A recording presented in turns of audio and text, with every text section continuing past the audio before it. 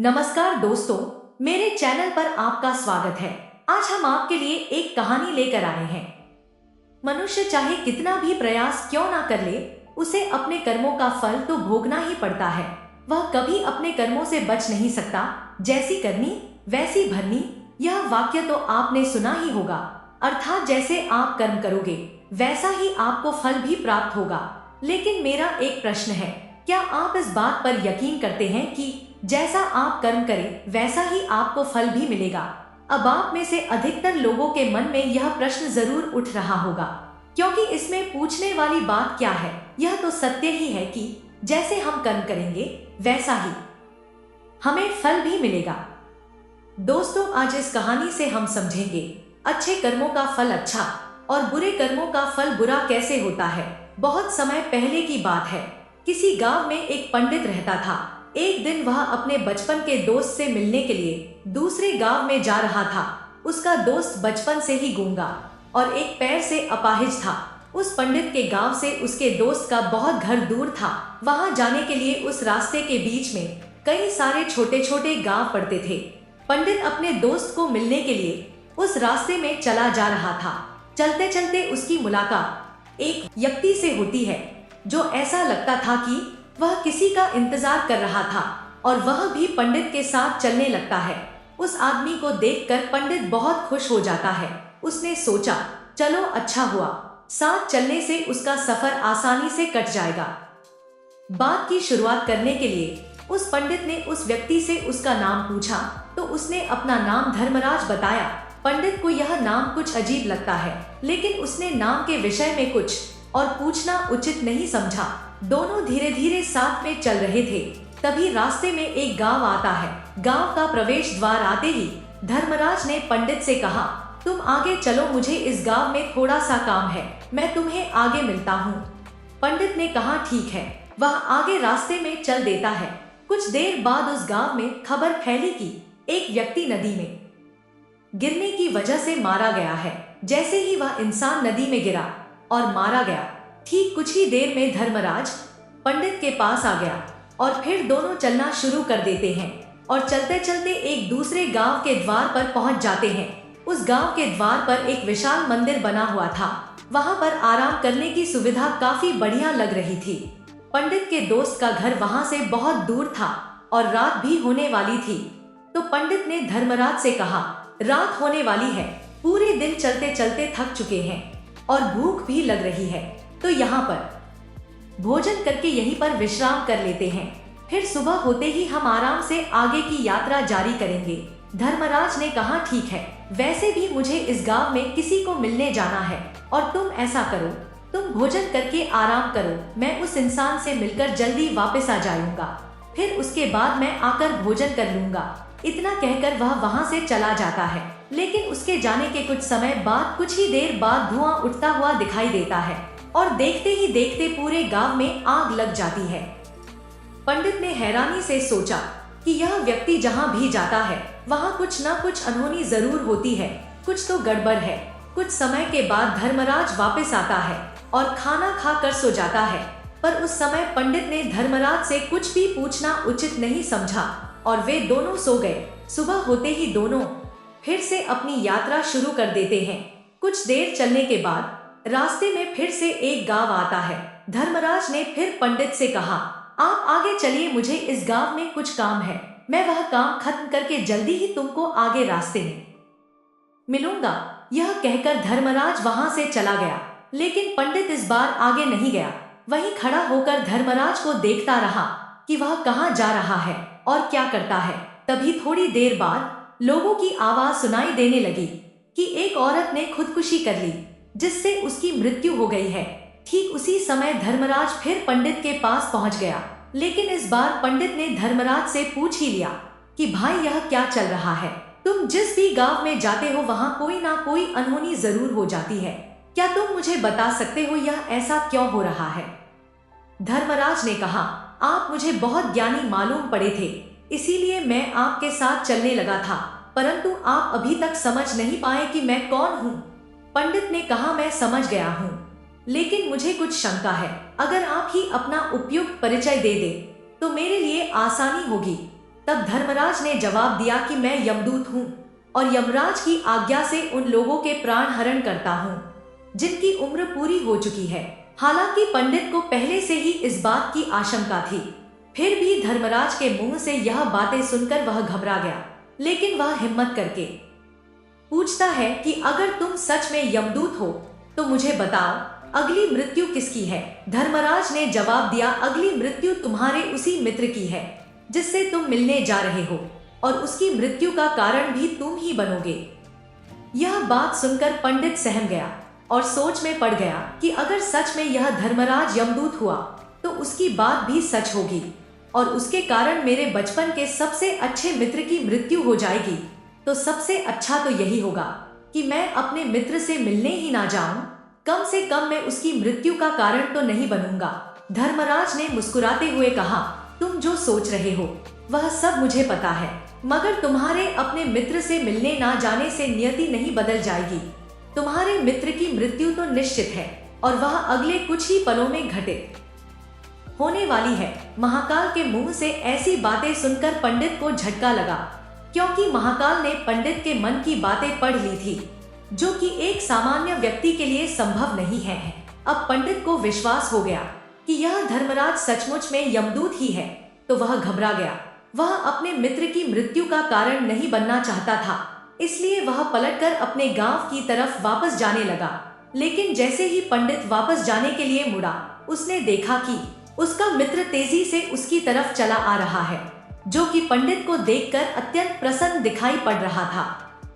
अपने मित्र के आने की गति को देखकर पंडित को ऐसा लगा कि जैसे उसका मित्र काफी देर से उसका ही पीछा कर रहा है, लेकिन वह बचपन से ही गूंगा था और एक पैर से लंगड़ा भी था, इसीलिए ना तो वह पंडित को आवाज दे पाया और ना ही उस तक जल्दी से पहुंच सका। लेकिन जैसे ही वह पंडित के पास पहुंचा, पंडित के पास पहुंचते ही वह अचानक ही जमीन पर गिर पड़ा और उसी क्षण ही उसकी मृत्यु हो गई। पंडित यह सब देखकर हक्का बक्का रह गया और धर्मराज की ओर देखने लगा, जैसे कि वह पूछना चाह रहा हो कि आखिर क्या हुआ। धर्मराज उसके मन में उठ रहे प्रश्नों को समझ गए थे और बोले कि तुम्हारे मित्र ने तुम्हें तो पिछले गांव में ही देख लिया था, लेकिन गूंगा और लंगड़ा होने की वजह से वह तुम तक नहीं पहुंच पाया। उसने अपनी पूरी ताकत लगाकर तुम तक पहुंचने का प्रयास किया, इसलिए दिल का दौरा होने के कारण उसकी मृत्यु हो गई, क्योंकि वह तुमसे मिलने के लिए अपनी सीमाओं को तोड़कर तुम्हारे पीछे भाग रहा था। इसलिए अपने मित्र की मृत्यु का कारण भी तुम ही कहलाओगे। अब पंडित को विश्वास हो गया था कि धर्मराज एक यमदूत है और उसका कार्य जीवों के प्राण हरना है। लेकिन पंडित एक ज्ञानी व्यक्ति था, वह यह भी जानता था कि मृत्यु पर किसी का वश नहीं है, सबको एक ना एक दिन मरना ही है। यही सोचकर उसने अपने आप को संभाल लिया।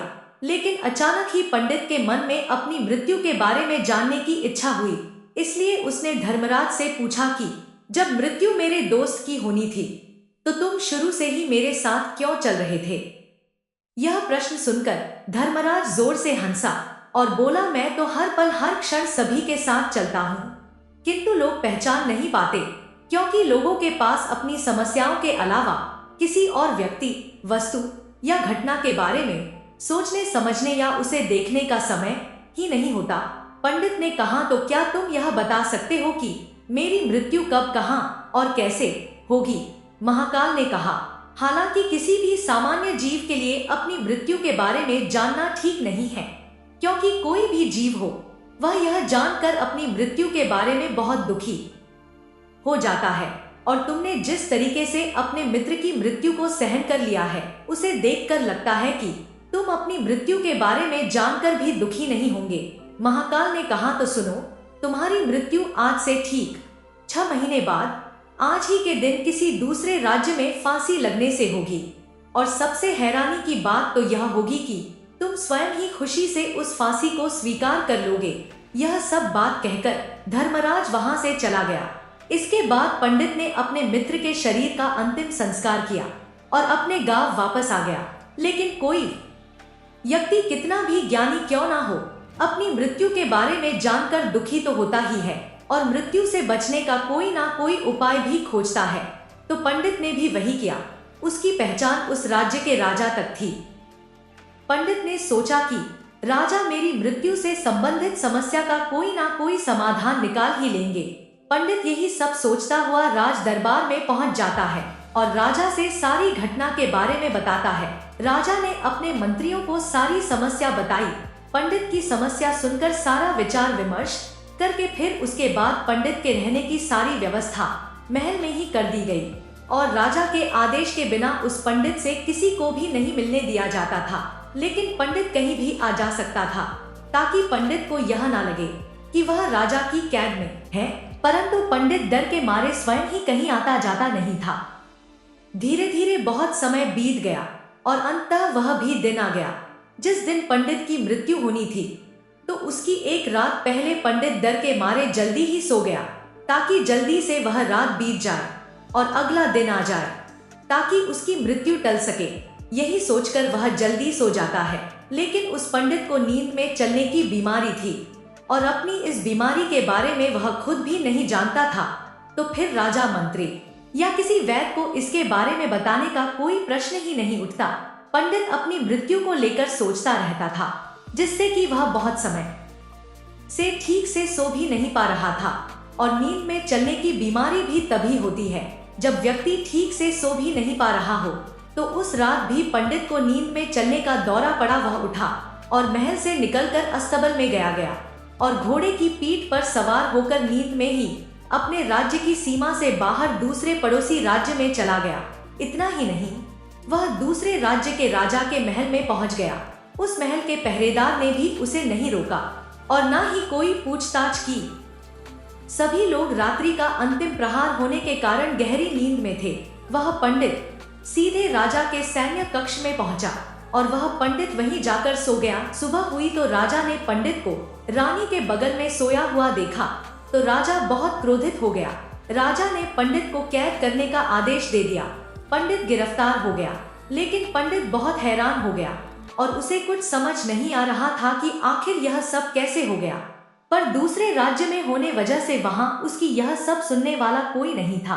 अगली सुबह राजा ने पंडित को दरबार में पेश करने का आदेश दिया। कुछ देर बाद उस पंडित को दरबार में लाया गया। पंडित को देखते ही राजा इतना गुस्सा हो गया कि उसे फांसी पर चढ़ा देने का हुक्म सुना दिया। फांसी की सजा सुनकर पंडित कांप गया, लेकिन फिर भी थोड़ी सी हिम्मत जुटाकर राजा से बोला, महाराज, मैं नहीं जानता कि मैं राजमहल तक कैसे पहुंचा। मैं यह भी नहीं जानता हूँ कि आपके सैन्य कक्ष तक मैं कैसे आया और आपके महल के किसी पहरेदार या सैनिक ने मुझे रोका क्यों नहीं। लेकिन मैं इतना जरूर जानता हूँ कि आज मेरी मृत्यु होनी थी और वह होनी भी जा रही है। राजा ने पंडित से पूछा, तुम्हें कैसे पता कि आज तुम्हारी मृत्यु होनी है? फिर पंडित ने पिछले 6 महीने का सारा वाक्य राजा को सुनाया। राजा ने सोचा कि यह मृत्यु से बचने के लिए धर्मराज और उसके द्वारा अपनी मृत्यु की भविष्यवाणी की कहानी बना रहा है। इसलिए राजा ने पंडित से कहा, यदि तुम्हारी बात सत्य है और आज यह तुम्हारी मृत्यु का दिन है जैसा कि धर्मराज ने तुमसे कहा था, तो आज तुम्हारी मृत्यु का कारण मैं नहीं बनूंगा। लेकिन यदि तुम्हारी बात झूठी निकली तो निश्चित ही आज तुम्हारी मृत्यु का दिन होगा ना।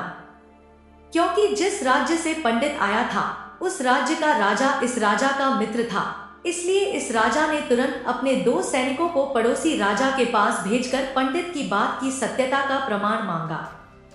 सैनिकों ने वापस आकर राजा को बताया कि महाराज, पंडित जो कुछ भी कह रहा है वह सब सत्य है। पड़ोसी राज्य के राजा ने पिछले 6 महीने से पंडित के रहने की सारी व्यवस्था अपने ही महल में कर रखी थी। पंडित राजा का खास मेहमान था। कल शाम राजा आखिरी बार पंडित से उसके कक्ष में मिले थे और उसके बाद यह इस राज्य में कैसे पहुंच गया, इसकी जानकारी किसी को भी नहीं है। इसीलिए उस राज्य के राजा के अनुसार पंडित को फांसी की सजा देना ठीक नहीं है। लेकिन राजा के सामने एक नई समस्या थी, क्योंकि उसने बिना पूरी बात जाने ही पंडित को फांसी की सजा सुना दी थी। इसलिए अगर पंडित को फांसी नहीं दी जाती तो राजा के वचन का अपमान हो जाएगा। लेकिन अगर राजा की बात का मान रखा जाए तो बेवजह ही एक निर्दोष व्यक्ति की मौत हो जाएगी।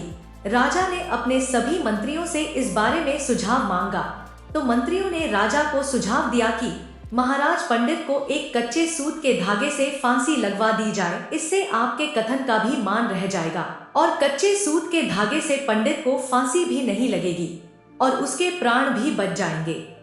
राजा को मंत्रियों का यह सुझाव पसंद आया और नियम के अनुसार पंडित को फांसी पर चढ़ाया जाने लगा। सभी लोग बहुत खुश थे कि ना तो पंडित मरेगा और ना ही राजा का वचन खाली जाएगा। पंडित को भी पूर्ण विश्वास था यह सूत के धागे से तो उसकी मृत्यु हो ही नहीं सकती, जैसा कि धर्मराज ने भविष्यवाणी की थी कि तुम खुद ही अपनी फांसी को स्वीकार करोगे।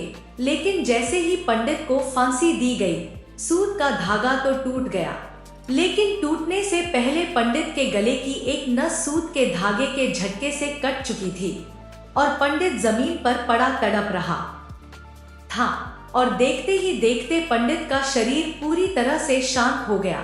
सभी लोग आश्चर्यचकित थे और पंडित को मरता हुआ देख रहे थे।